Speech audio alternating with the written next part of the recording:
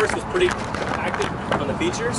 Hopefully you started to see when you actually were looking ahead, staying one feature ahead, things started really flowing. Things started opening up, a lot less work, adding less distance, and it all came together, and the clock hopefully was reflecting that as well. This morning, we know we only gave you one walk. Normally you would probably do 2, 3 walks.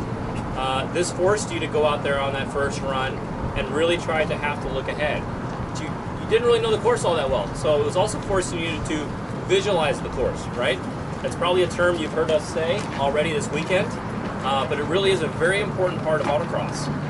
It goes back to the course walk level. We walk the course in the morning to try to figure out where it goes, but as the Phase 1 guys remember from yesterday, it's also to try to think about when we're looking ahead and getting that mental movie, we like to call it, put together, so that when you pull up to the line, you have an expectation of how the course is going to drive.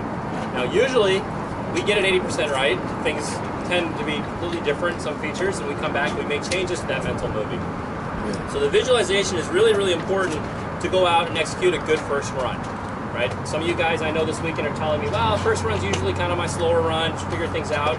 You can't do that. Autocross, you only get 3 runs at the national level, probably 4 on the local level. You need each run to count. And to go out and throw down a good first run is very, very important in a competitive environment. Many of us, I'm sure, have sat on our first runs. We don't want to, but sometimes that happens. So you can't throw away those first runs. So this visualization thing, again, how do we work on that? Well, we're going to do a drill here this afternoon where we're going to have you guys drive a course that you are not going to get to walk, okay? So this is going to force you guys to put this course together in your head first. Anything else we want to talk about before we move into that? I know we're all still kind of eating. Talk around what we did this morning. Anything new? No? We're still eating. No. Talk around Want them to close their eyes.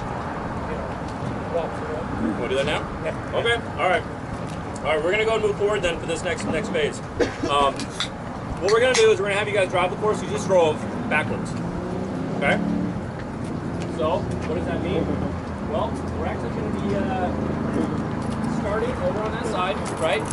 Over on the finish chute. We're gonna be going up. We're gonna basically talk through this first time, okay? And then I'm gonna have you guys close your eyes and go through it as well with us. We're gonna be going up through the slot, right? And we have 2 offsets. We're gonna set up for those 2 offsets. Those offsets are then gonna send us up through the 6-pack, I guess it is, the first chute. We're gonna make a right-hand sweeper over to that slalom, right? Which side are we gonna be entering on that slalom? Left side. We're gonna be going out. Get into that slalom. We're gonna be going through the next tube. I think that's an 8-pack. 8-pack. Whatever you want to call it. Yep. After the tube, we've got a gate, right? We're going to be approaching that slalom. Which way are we going to be entering that slalom? You're going to be entering between those 2 cones, right? You're going to have the last cone on your left, and you're going to be coming in, entering on that second cone. Do we ignore that first cone? Yeah? I don't know. Maybe not. What is it we're trying to do in slaloms? We're trying to get rhythm down, right? So if we charge that first one, what's that going to do to the next one? It's going to make it ugly tucking in. What sharper turns? Again, the whole thing we're trying to do is to immediately start our rhythm as soon as we possibly can to get that rhythm going. We may not drive over to that cone, but we can at least be thinking about that cone, right? Same thing, well, we'll finish the course, but. So we're going through the slalom. We're going to be exiting on which side of the slalom? Outside. Sweeping back through to the main straight, whatever you want to call it, on the front here. And then we're going to actually go through backwards through that circle, the right-hand circle, and exit back off, kind of at an angle. So kind of similar to where we started, but a little more turning off that circle, and we'll shoot out this direction here. Everybody got that? Okay. As you guys knew from this morning, it was very difficult timing-wise to get the looking ahead down right? A lot of the features are compressed. You're usually in a feature where you need to be thinking about that next feature and you can't see it. Some of them you couldn't actually get your eyes over to, but you had to at least be thinking about that, right? So it's important to be thinking about the features if you can't see them. I guess we should go ahead and go through the course one more time. I prefer you guys to do it with your eyes closed, so you can try to go off your mental image right now of how this is going to drive. All right, everybody with me? So we're lined up on the start chute. We're going to take off from the line. We're approaching the first slot, right? We're going to enter on the left, go through the slot, We need to be looking up to those offsets as we approach that slot though, right? So we're looking at those 2 offsets. Now we're looking up through the offsets up the hill, right? Up the hill we've got our first 6-pack. We're already looking up to that. Now as we go up through that, it's probably a good time. We gotta get our eyes over to that slalom. That's gonna be the exit of our turn. So we're looking around to that slalom. Don't fixate on the last cone in that slalom. Pick up 2 cones, as I told my students. We need to look for lines, right? So we're looking, scanning up back in that slalom, picking up the 2 cones minimum. You probably can see all 3, third being the last of that 2. Look through that slalom. We're entering that slalom, working down up over the hill through the tube. We see the gate. See the gate down there. What's after the gate? The slalom. We're going through the gate, we're setting up for the slalom, working down the slalom. Don't fixate on the single first cone in the slalom. Pick up the sequence so we can start our rhythm early. Looking down the slalom, we see the entire slalom. As we're in the slalom, we're going to try to get our eyes over to the right. We need to be thinking about that right hand that's going to come up as soon as we get near the end of that slalom. We're probably going to start giving it up in that slalom, right? Give it up a little bit, just like we did on the 3 cone to the top going the other way. We're going to be starting to give it up on those last couple cones. Get the car wrapped around. Now we're feeding on power going down the main straight.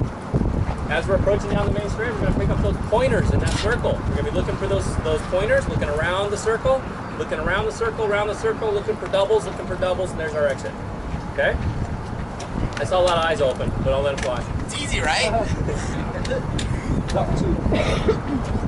So, you'll see a lot of people at big events. Shanker does it, Corey. Corey. Yeah, Shanker, we'll throw things at him usually, but we'll see Shanker over at the finish, you know, with his imaginary steering wheel going through the course. So a lot of people do that, right? They'll walk the course and they start to drive it in their head. Visualization really is an important aspect of the sport. As you guys started to learn yesterday, so much of this is mental. So this would be a really good exercise for you. Again, to go out on a course you haven't driven yet and see how proactive we can be and not end up in a reactive state. The other thing you see from time to time is you'll see drivers because we all got idle time while we're waiting on our run to go, they'll be sitting in their car actually driving through the course. So much so that they'll put a timer on themselves, and if you come within 1 second to 2 seconds of what your actual drive time is, then you've got an excellent visualization of that course. If you're 10 seconds early or late, then that's the way it's going to translate when you're out there actually driving. So again, another good exercise to go through. I'll often do some visualization watching faster cars. I'll watch a K-Mod car or something that's really fast. So at a minimum, I'm going to be driving a course that happens faster than what's going to happen in my car. It's another way to stay ahead. Because again, a lot of this looking ahead is timing. You know, we know to do it. We know we're supposed to do it. So the key part is when do you do it? The earlier you can try to look ahead, the better ahead you're going to be on the course. I often try to go through it faster than real speed, because that way if I can remember it at a quicker pace, then when I'm driving it, it feels like I have more time. I'm seeing it earlier, I have more time to set it up and put the car where I want it.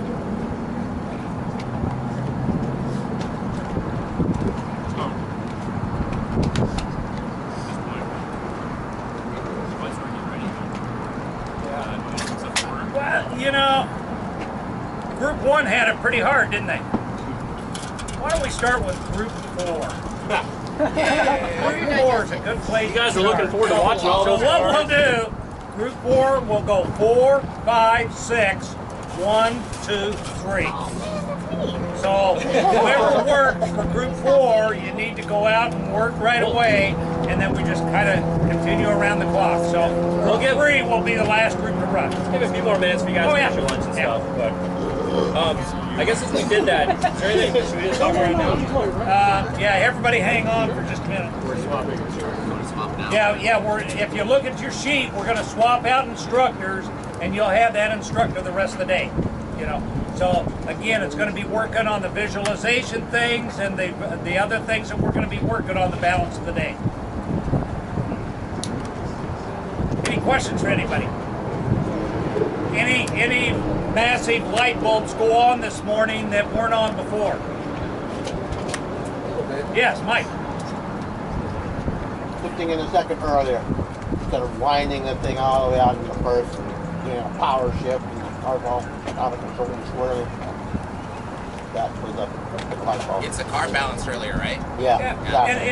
And you know, almost without exception, we find that the sooner that we can get into the actual flow and not have to worry about all the... Now, don't get us wrong, there will be given courses that'll be so tight that you might want a lower gear, but most of the time, if you look at the actual effect of it, you lose 1/10 to 2/10 on the downshift, and you lose another 1/10 to 2/10 on the upshift. So when it's all done and said, are we really gaining just because we pull that extra torque and unbalance the car? So, Is it ever worth it to launch in second then?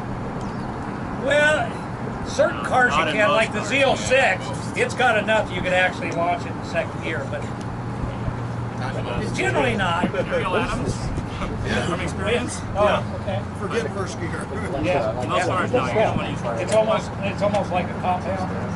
Oh, It's there all its own way. yeah, it's just you can't use it. You made this shift really short though, really quick. Yeah, you made. I mean, some cars we're in today, we just go straight to second. Yeah, it's easier. Just get it over with, focus on the turn, and then power out smoothly too. Like the Z06 may have been a better way to go. Just short shift to second, power out. You can be smooth on that power all the way down the straight. The key again is to not upset the car for the next feature. Have a settle coming in. That's what Mike and I found is before we ever got to the crossover of the alley, we were in second gear, and it just pulled. And there's a couple of things to factor in there, because the engine braking, obviously, in a slow turn like this is going to be almost non-existent in second versus first gear. You'll have the engine braking, and for me, I'd rather have the engine braking so I don't have to use the brakes at all going around that turn. It's much easier for me to find where that limit of adhesion is in first gear. But that said, as Tom was alluding to, shifting takes time, and our brains don't seem to want to do two things at the same time very well. I think a lot of you saw that trying to shift anywhere in that turn made it a lot harder to actually make that turn happen, right? Because you're focusing on the shift point and not on the turning, not on when to accelerate, not on all that, the rest of that stuff. I saw a lot of people that wouldn't look into that slalom until they got their 1-2 shift done. You know, and depending on where that was, it would just create problems. How many people tried to shift in that U-turn? This initial circle right here. Hard, right? It's hard. It didn't feel like it was that tough. I mean, I already had my hand on the shifter, so as soon as I felt like I could get it, and So you were one-handing through that circle? That's talent. You should One of the things try that in about Aaron's CRX. You should try to steer with one hand in back, especially at the turnaround. That wouldn't have been enough, believe me. So, kind of getting back to that though, how many people felt like they got slower, but the time showed that they got faster? Should have happened for a lot of you. I mean, there was a lot of overdriving, a lot of car being kind of all over the place, and then the car smoothed out, and yet your times were faster. And so there's a lot of times out there where being on the edge of control is good to a certain extent, but there are places out there where being on the edge of control is not the right way to go, because we're trying to look for, to some degree, repeatability. You know, is there a spot you can gain a 10th by being over the edge? Possibly, but are you going to be able to do that again? Not very likely. Keep in mind too, we used to not even time this. You know, the important thing you guys need to take away from not so much is what the clock says, but how the execution felt. Because you're not going to have an instructor riding with you, so you need to have these file saved moments of that's how it should feel to execute a slalom. That's how it should feel to properly execute a decrease in radius. That's the important stuff to strive for, is the execution. And in this next section, the times you had in the morning don't correspond at all. So that's a lot of the reason why we used to not use timing at all for phase 2 is because it doesn't really matter as the day goes on here. Just remember, you got to be able to, like, with the students that I've had over the past 2 days, you got to be able to self-critique. That's that big thing. Like Ryan said, there's not going to be an instructor in that seat every time. When you come in off of that run, When you come in off that run, just do a self-download. Just take a minute, download. All right, I wasn't happy up here, and I wasn't happy over there. This is what I'm going to do to change it. And then you go out, and that way you're focused on your next run, what it is that you want to change up. Like I mentioned to Matt while we were on his runs, like, make sure you're honest with yourself. Like, be honest with yourself. If you didn't do something, be honest. And then go out and try to execute again. All right, we'll have a 5-minute potty break, and let's go with group 4.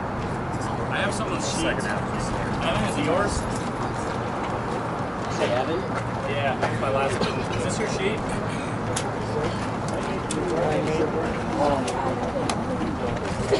Evan, maybe Remy? Is this yours? No? It's probably yours then. Okay, there you go. Okay, you heard the instructors. Let's get ready. Take your potty breaks. Group 4 will be running first. So Mike Ward, Jen Parker, Jay Guerrero, George Kubel, Kono. You guys should be getting your cars up to the inside staging area. Group 5, Kenley Ward, Corey Tomayasu, Devin Overstreet, Remy, and Matt. Go ahead and get you guys selves graded up in 13. Kicks off 3 cones. See some of the cars already out there. Every run. I So Remy's running guess out I'll need every BJ to run. back off the line here. Every